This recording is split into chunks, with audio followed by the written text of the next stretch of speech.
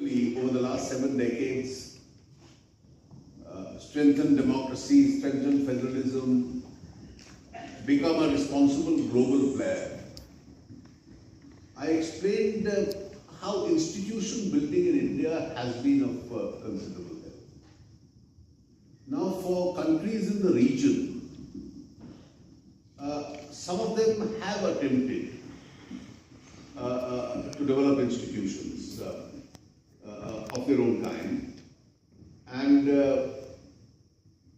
many have gone through struggles and then emerged with greater stability. We now have peace which has returned to Sri Lanka. We have democracy which has now greatly stabilized in Bangladesh.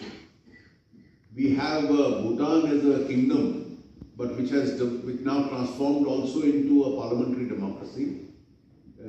I think these are countries around India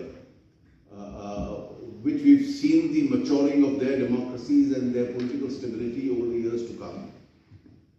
I do hope such institution building takes place, because we would like peace in the neighborhood, because that has an impact on us. That instability in some of our neighboring countries creates an environment where its consequences can spill into our boundaries. And therefore, which is not exactly the best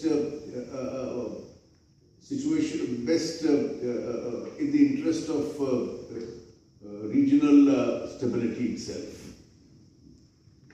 How do I see Indo-Japanese relations and their economic cooperation?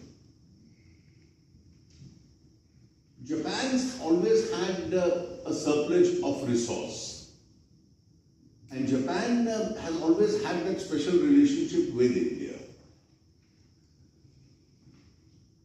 Japan started its development assistance to India in 1958, and literally hundreds of infrastructural projects in India have been built with Japanese assistance. And as I indicated in the course of my speech, a very large number of them have been iconic programs which have been instituted. So have the Japanese companies invested in India. And I think India has had the great advantage of Japanese innovation and technology. Today, we have a situation where our governments have extremely cordial relationship.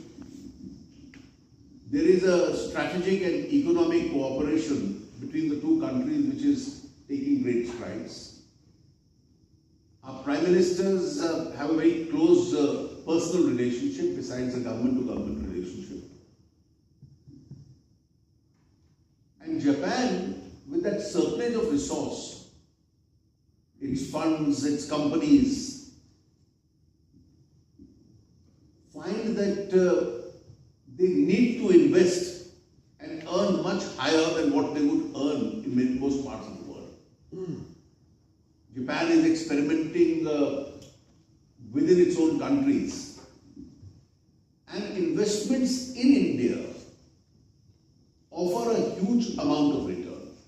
Now, today you are having almost negligible or even trying a regime of negative interest rates in Japan.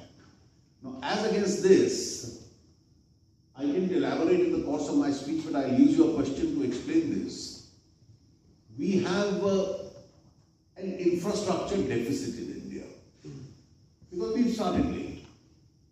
And to cover up for that infrastructure deficit, we are now moving very fast.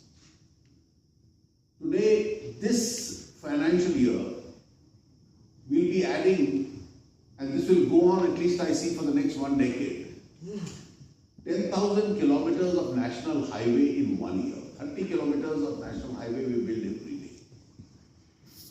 By 2018, we have to connect 700,000 villages by the regular road. We are building toilets in those homes. By 2022, we have to provide regular housing in Indian villages. These are very ambitious targets. The modernization of Indian Railways now involves redoing, with private sector help, 400 railway stations. This year we'll be adding 25 more regional airports. And I can go on and on in different areas of infrastructure. Now the kind of investment we require, the government puts in a lot of money, is a part of the public-private partnership, private sector comes in. And in many of these infrastructure programs, international players also come in. And the kind of returns, investments for long term in India's infrastructure which we offer is well over a double-digit return. So you get 14, 15, 16% return. Now that kind of return in this part of the world is unthinkable today. The level at which the interest rates are.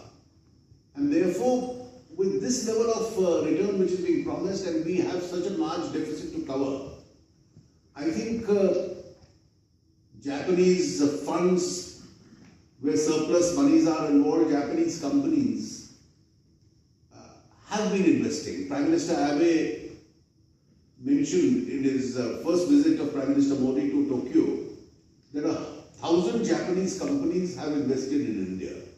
And over the next 5 years, he wants to double the number of companies investing into India. And he wants to double the amount of investment into India. And therefore, if that's the level of cooperation between the two countries, I think economies being integrated will eventually mean more people, as the young lady asked from Japan, more executives coming to India. And I think the best of this relationship is yet to be seen. Thank you very much.